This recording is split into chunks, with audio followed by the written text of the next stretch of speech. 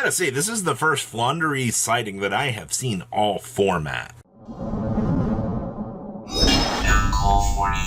Blood Moon deck box is still up, and I think that this is one of my favorite pieces out here. This is featuring Fiendsmith Lacrima out here in a beautiful Blood Moon on the top of the box. All foil, by the way, on the front of this. It's going to look fantastic. I'll leave a link down below so you can grab yours today. Make sure you guys smash the link, grab out of that subscribe button so you guys don't miss out on more awesome content. So this is, wow, this is really out there regional, all the way out in Australia. But I will tell you, it's really kind of cool to see the differences across the board in some of these metas and things we've been seeing out here. Now, this event had 2 Fire Kings and a Snake Eyes build. So yes, 3 decks that are running the most notorious engine in the entire format out here. Players are looking for ways to kind of explore and see some of the other options they can kind of bring to the table right now to kind of counter the meta. And I think you've got some pretty good ideas here just for what's available to you. We also have Tenpai sporting off, I think, one of the funnest cards in the form. Way where there's a will, or where there's a will, there's a way. I also love the saying on that card. But this thing actually being a tech choice in the format for Tenpai to be able to use does kind of show that, you know, we can cut the pot of prosperity, use this to kind of search for some other outs and not half the battle damage and still attempt to clear out the game. And of course, I mean, it's just not a format without Yubel, right? Like, Yubel still got its clutches in the format. I feel like that really hasn't changed all that much. We also had Floowandereeze. I think this was one of the most interesting innovations that caught my attention about this regional was we have not seen Flu like at all. All right, like Flu has just been so dead in the water out here that to see this deck kind of coming back into the spotlight definitely was really cool. We also had Runic Stun. Yeah, this event had so many old challengers kind of still sticking around out here, seeing what they could actually do in the meta, and that was really, really cool. And we also had the power of Mermail. Now, we've seen a lot of Mermail isolate, like so many people, even though, you know, like we're in a shifter format, it's really interesting just to see how much Mermail is kind of sticking around out here in these top 8s and actually pulling it off. So, this top cut, in my opinion, is very, very, very interesting. Let's pass on over to deck list. All right, so starting things off here, we have our Tenpai list that ended up locking down the first place out of this. You do see we are doing the 2-2 split here. We're doing 2 Fulawas, 2 Parulia. I love that people are experimenting around with the ratios of the Mulcharmies just to kind of see what's going to maximize into the best possible results. You also do see here, we are doing 1 copy of the Dora Dora. I mean, right? Like, it's pretty good. And, of course, we are doing Dominus Impulse. Also, only 2 Ash Blossoms in here. Still sticking to the 1 Magna Hut, which I think is fine. 1 Fadra, 2 Genrokus. I still want to play multiple of this. I think that this card's pretty good. And, of course, you know, the little tech choice here, that could. I also see that we are playing the Grand Tusk Dragon. No Kawaki Mero Drago in this list. I like Drago a lot. Drago, especially like if you're in a Yubel-infested area, like, just having that Yubel be that clutch for you, way, way, way too good. All right, so honestly, pretty interesting list. I like what I'm seeing here. All right, next up here, speaking of Yubel, we're doing 1 Grave Squirmer. I mean, that's fine. 2 copies of Spirit, the 1/1 line. I think everything else in this list is pretty interesting. You do get the chance to see Ghost Ogre here being a major, major challenger to this meta. Ogre has been pretty good to see. I definitely have enjoyed Ogre's presence in the game right now just because, like, this, well, I mean, post-Rizal, this card's going to see infinitely more play, but, you know, we may as well start things off now. I see that we are side decking the triple Parulia for the matchup you need. And of course, Tack Talents being pushed down into the side deck. Talents is still an extremely good card. That part's not going to change anytime soon.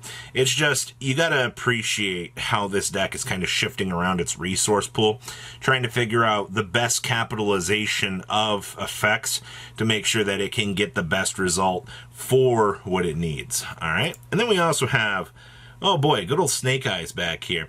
Build is playing 2 Deceptions. I do appreciate the fact that a lot of these builds have been experimenting around with how many Deceptions they want to play. I still think that 3 is probably better, but I mean, you gotta remember you're playing 41 cards. Also, this build chose to do the 1 Engraver, the 1 Lacrima. We've definitely seen so much of this package just being stripped down, and, you know, it is what it is. Also playing the Azaroon in here for the Indestructible Rabbit-kun, so that we can do the thing. Hello, good old Dissembled Nightingale. And then, of course, Bysteel package. You also have the Phantasmace for draw power, and it also looks like we have good old Retaliating Sea down here as well. The Fire King, or excuse me, the Snake Eyes variant of this deck definitely is starting to be pretty figured out. I mean, the deck has so many good generic resources for it to have access to. Like, I'm not surprised that this deck hasn't performed a little bit better in the grand scheme of things. Ooh, our Flulist. Yeah, this deck managed to make top 4. One of the first things I'm seeing down here is, yes, we are playing the Soul Exchange. Remember, after this card resolves, tribute summon one monster that you can tribute summon using your opponent's cards. And if you do not, or yeah, even if you do not control them, but it cannot be tributed this turn. If it's sent to the graveyard from the field, your opponent can apply the following effect as well. So basically they could do a tribute summon, but if you're ending on just, you know, the M-Pen anyway, so it's not going to matter because they can't tribute the M-Pen anyway. I could imagine them trying to tribute someone for a Diabell Star or something like that. But I don't think that's going to actually happen, because you'll just be enrolling into the Floodgate monster. Your opponent's just going to stare at you and go, oh, okay, yeah, that's fine. It's one of those situations, especially like you're maximizing he's down here on the side. As for the rest of the Flunderies deck, I mean, 2 Featherstorms is fine. You also have the Shifters to kind of clean up your problems for you.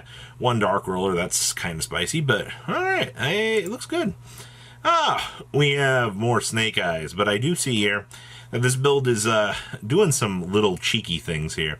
We're trying the Evil Czar package in here just to kind of see some of the little cuter things you're able to do. So it's what, 1 Megarelia, 2 Laios, with the 1 built-in Singularity, just so that you know, ooh, which dinosaur flavor of the deck do you want to make? The fact that this deck is packing in all 3 is really, really cool. But once again, I mean, this just kind of proves, like, having access to this extra little sub-package just for the OSS to go down, just so that you can kind of deviate on into some different lines of play, just kind of proves how stupid the Snake Eyes deck can actually be in terms of its divergent points. And I think that's fine, actually. You gotta appreciate different lines of play, different rounds of capitalization. Also, happy to still see that we're doing the Sinful Spoils good stuff down here. You'll love to see it. Good old Snake Eyes. Ooh, we have our Runic Stun list here. This build chose to play 1 Jowgen. Well, I can't hate this, honestly. It is a free board wipe. Especially, like, if you need to clear your opponent's field in some sort of capacity. It's pretty cool. I see we're also playing 1 Dominus Impulse in the main deck. I guess this is kind of counteracting as an additional little out. Also, we're playing a Waboku in here. We chose to play Waboku over 1 Day of Peace, which is kind of interesting to me. I guess with the Waboku, you can flip it whenever you need to, and it's chainable, but I don't know, the 1 Day of Peace is just such a strong blowout card when it needs to be actually seen. Also, you know, 2-1 on this line. Side deck looks like it's not changed, but you do see that we've got way more of an emphasis on Organism in this build than any others. Runic Stun has been having a bad time out here in the meta, but it's still doing relatively well. Ooh, we have Mermail for you. Wow, this is all the way in the back here, but it still did do well. I mean, still main decking some Perulias, which is fine. I do see that we have good old Quelcanthan here doing its job, right? I know a lot of people don't like the Quelcanthan build, but I think I just want to play this guy. Like, I'm so happy just to see him getting some love out here. We're actually doing the triple Abyssine, triple Minstrel. Yeah, we're maximizing on numbers. You've seen in a lot of these lists recently that a lot of people have different opinions on things that they need to be doing out here with this list, but I think this is the appropriate way to go. Just because, like, you want to make sure you can see this and get the rip. I also love the fact they're citing the Shifter for the crossouts. Still doesn't help if your opponent goes first, though, which, super big sag.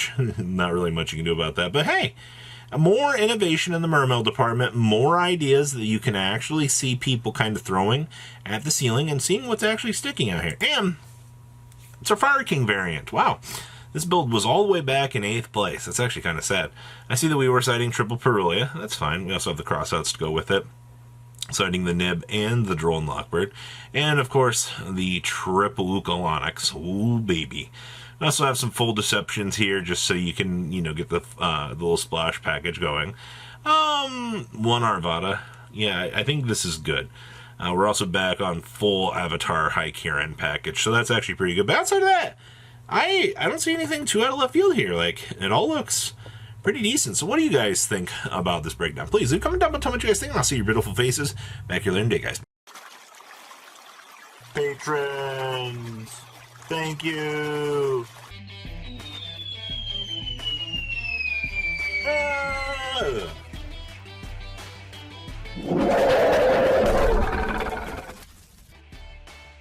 Thank you so much for watching. Check out these other videos.